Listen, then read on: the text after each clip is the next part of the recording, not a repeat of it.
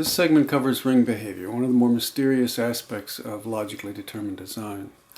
I'll show how to analyze ring behavior. We'll see a series of movies illustrative of ring behavior, and I'll present a spreadsheet to help analyze ring behavior. You know, some people think I've lost my head, but I know exactly where it is. A ring is a pipeline of oscillations that closes on itself. Here we have a pipeline of 4 oscillations, 1, 2, 3, 4, and the output of the pipeline goes back to the input of the pipeline and closes on itself, forming a ring. Now, to analyze the behavior of a ring, we break it into 5 components. The first component is an oscillation itself. This is a single complete oscillation. And then we break the oscillation into 2 components.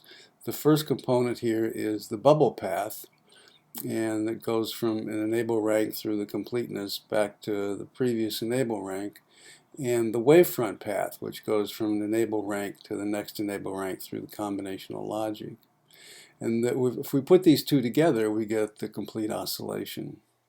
Now, for the ring as a whole, we combine the bubble paths and the wavefront path. So here, this is the wavefront path, the ring wavefront path, and it's just the combination of all the oscillation wavefront paths. Right? So we just add all those up, and we have a path around the whole ring, which is the path that the wavefronts flow over through the combinational logic. And then the bubble path is the combination of all the bubble paths. Right? So we combine all the bubble paths of the individual oscillations, and we get the bubble path around the ring. And you'll notice that the bubble path does not include the combinational logic. In other words, it flows around the combinational logic around the ring. So with these 5 components, we can analyze the behavior of the ring.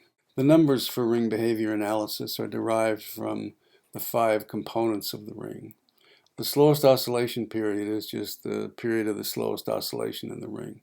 The wavefront rejoin period is the total delay of the ring wavefront path, and that's how long it takes a single wavefront to propagate around the ring without any weights. The bubble rejoin period is the same for the bubble. It's the total delay of the ring bubble path, and that's how long it takes a bubble to propagate around the ring if it doesn't encounter any delays. The wavefront population period is how long it takes all the wavefronts in the ring to populate through the slowest oscillation in the ring. And the bubble population period is how long it takes all the bubbles in the ring to propagate through the slowest oscillation in the ring. And the number of bubbles is the number of oscillations in the ring minus the number of wavefronts. So the ring is always full of either wavefronts or bubbles. And wavefronts always come in pairs. There's a data pair, data wavefront, null wavefront pair. Now you can have one bubble, but you cannot have one wavefront in a ring. And the behavior rationale is that each member of a population flowing around the ring chases its population around the ring. The question is whether it catches up with that population or not, and has to wait. If a member does not catch up with its population, it flows around the ring without any waiting. There are 3 components to ring behavior: the wavefront flow, the bubble flow, and the slowest oscillation period in the ring. And the behavior of the ring depends on who has to wait on who and who doesn't have to wait. In the wavefront limited, the bubbles and the slowest oscillation period waits on wavefronts, and the wavefronts don't wait on anybody. They free flow around the ring. In bubble limited, the wavefronts and the slowest oscillation period wait on bubbles, and the bubbles don't have to wait on anybody. They free flow around the ring. In delay limited, the wavefronts and the bubbles have to wait on the slowest oscillation period, and the slowest oscillation period doesn't have to wait on anybody. It always has wavefronts and bubbles to flow through it. The delays around a ring can be arranged such that the ring is perfectly balanced. In other words, everybody arrives just in time and nobody ever has to wait on anybody, and the ring just keeps flowing with no waits.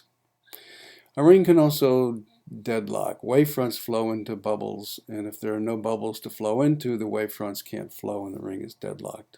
These numbers and relations are captured in tables in a spreadsheet that can be downloaded from the website.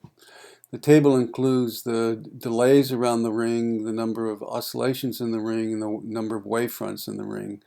And from these are derived the other numbers: the number of bubbles in the ring, the wavefront population, the bubble population, the wave rejoin period, the bubble rejoin period. And from those are calculated the period of the ring and the frequency of the ring. And in this last column over here, we indicate the behavior mode of the ring, whether it's wave limited, bubble limited, whether it's in perfect balance or it's deadlocked. And these are delays for a perfectly balanced ring, and we see the table for a perfectly balanced ring down here. And we'll talk a little more about this in a bit. And in this example, the function is one oscillation in the ring that's slower than all the other oscillations, and then the buffers, this table assumes that all the other oscillations are buffers with the same period. And we have the reverse bubble delay and the forward wavefront delay for each function oscillation and the buffer oscillations. And from that, all the other numbers are calculated. For a given configuration of delays, the behavior of a ring is quantized because it consists of wholenesses interacting within the restricted environment of the ring. You can't have a partial wavefront and you can't have a partial oscillation. And the ring is closed, and these exist within the limited environment. On the graph over here, you can see that we have the nodes of behavior, and we've connected those with a line to form the curve of the graph, but there is no behavior on the line. There is behavior only at the points on this curve. We can change the delays of a ring, and it will change the shape of this curve, but there will always be exactly 11 behavior points defining the curve for a 24 oscillation ring. Now we have a set of movies that illustrate the behavior of a ring, and the movies give you a God's eye view of the ring behavior. You can see the whole ring and all the behavior in the ring all at once. And this is something you can't do with measuring signals in an electronic circuit, for instance. So this is very useful to illustrate and understand how a ring behaves. So in the movie, the spaces in this diagram are oscillations, and the lines are oscillation links. And the wavefronts flow this way, and the bubbles or the closures flow this way. And red is a data wavefront, blue is an empty or a null wavefront. Pink is the data closure, and teal is the empty or null closure. The initial state of the ring is one data wavefront, one empty null wavefront, and an empty null bubble going all the way around the ring to the data wavefront. When the ring starts flowing, the data wavefront starts flowing into the null empty bubble.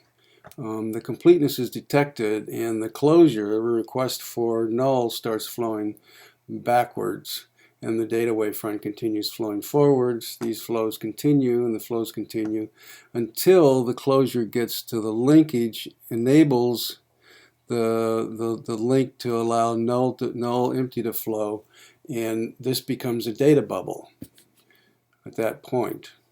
And this is still a data wavefront, right? Because this is enabling data. So from this point forward, this is a data wavefront. From this point backwards, it's a data bubble. So now the null empty can flow into this data bubble. And the null empty starts flowing into the data bubble. The data wavefront continues flowing. We get another completeness here, and the request for null begins flowing back. And we get the completeness of null here, and the closure for data begins flowing back. Okay, and these flows continue. And now this closure for null has finally gotten to the link, and this becomes a data bubble, and this is a wavefront. So this is a data wavefront, and from here back is a data bubble now. And this is a null wavefront, and this is a null bubble. Now, when this data closure gets to the link, this will become a null bubble. Okay, so now this is a null wavefront, and from here on back it's a null bubble, and so on. Here we have two movies that illustrate wavefront limited behavior. Over here is extreme wavefront limited behavior. There's only one data wavefront and one null empty wavefront in the ring.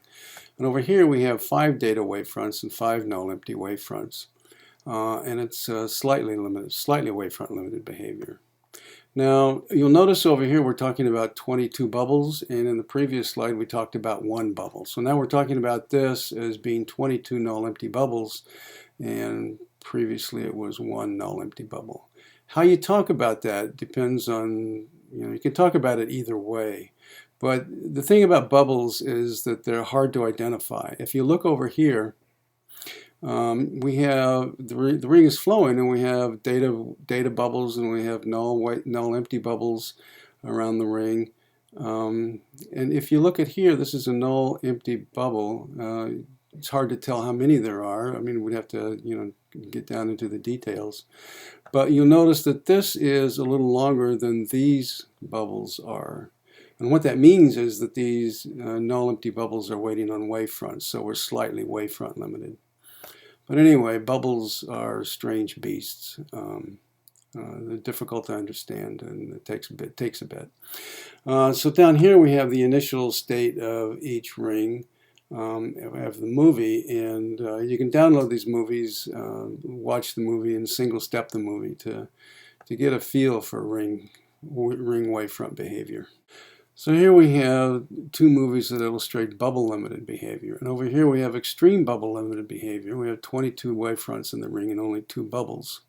So all the wavefronts are jammed up, waiting for bubbles to get to them so they can flow. And here are the 2 bubbles flowing in the ring. Over here we have slightly bubble limited flow, and you can see that there's more flow activity going on, but here you have the wavefronts are flowing this way. So here you have 2 wavefronts that are not flowing. They're waiting for the bubble, right? So we're going to get a completeness here, and the bubble will flow back, and then it will allow this wavefront to flow. So the wavefronts are waiting on bubbles, and it's slightly bubble limited. So here's the initial states of the 2 movies. And again, you can download them. So here we have 3 movies that illustrate delay limited behavior, and there's one oscillation up here in the corner that has a longer delay in it, 8 steps, 16 steps, or 24 steps in relation to all the others. And this is in flow, and you can see that wavefronts are jamming up, waiting to get through the slow oscillation, and you can see that bubbles are jamming up, waiting to get through the slow oscillation. You can see that down here, all 3 initialization states are exactly the same. The only difference in the movies is the delay in that one oscillation. There's a spreadsheet table set up to match the delay ratios of the ring movies. And this is a graph showing the throughputs of the various configurations of the ring with various populations of wavefronts in the ring. And the blue is the ring with where all the oscillations have the same period. There's no slowest oscillation. The green is 8 delay, an oscillation with an 8 delay. This is a 12 delay, and this is the 16 delay, and this is the 24 delay. And you'll notice that when we're delay limited, there's a plateau where for different wavefront populations, the throughput is the same. So this is delay limited. With fewer wavefronts, we become wavefront limited, and with more wavefronts, we become bubble limited. So when there's the slowest wavefront in the ring, there's always this delay limited plateau of throughput limitation. So there's a Verilog simulation set up to also match the delay ratios of the movies, so we can illustrate it with waveforms here. So here there's the ring with one wavefront in it, so we're wavefront limited. We get 1 wavefront every so often, so this is a data null wavefront pair. And we get 1 wavefront every so often. Here we have 2 wavefronts, and we get 2 wavefronts every so often. The throughput doubled. Here we get 3 wavefronts during the same period, and the wavefront throughput tripled. And now here we're on the delay limited plateau, so all the wavefronts are flowing at the rate of the slowest oscillation. And here we're still on the plateau, and all the wavefronts are still flowing at exactly the same rate. So we have exactly the same throughput for all 4 of these conditions. And so over here we're at 16 wavefronts, and we're starting to be bubble limited, right? So now our throughput is slowing down. So now we have 4 wavefronts in the period. Here we have 3 wavefronts, 2 wavefronts, 1 wavefront, and here we're deadlocked because there's no bubbles. There's a spreadsheet table in a simulation set up with delays that make a perfectly balanced ring. And here you can see the throughput of a perfectly balanced ring. There's a peak behavior, and then we fall off on wavefront limited and bubble limited immediately. So this is the simulation with the 12 wavefronts and the 12 bubbles, which is the highest throughput. And here we're wavefront limited, and here we're bubble limited. And you'll notice that with wavefront limited, the weight gap slants up towards the right, and with bubble limited, the weight gap slants up towards the left. Most rings in a practical system will be 3 oscillation rings or 4 oscillation rings.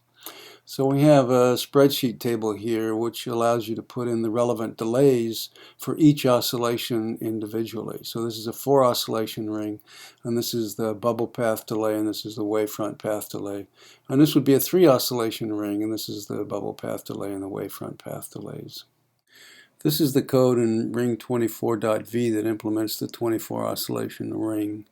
We have 24 dual buffs, one for each stage of the ring.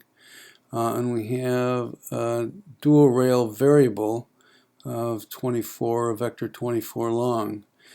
And the variable ties together the stages, right? So A0 flows to A1, A1 flows to A2, A2 flows to A3, and so forth, until 22 flows to 23, and 23 flows to 0, which connects back to the beginning, closing the ring.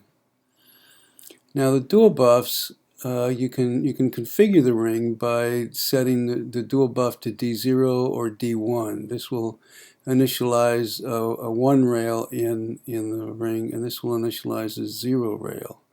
And you can also add delay 8, 16, or 24 after dual buff, and this stage will have the delay. So you can put a D1, D0 delay anywhere where there's a dual buff. Don't change the dual buff ends.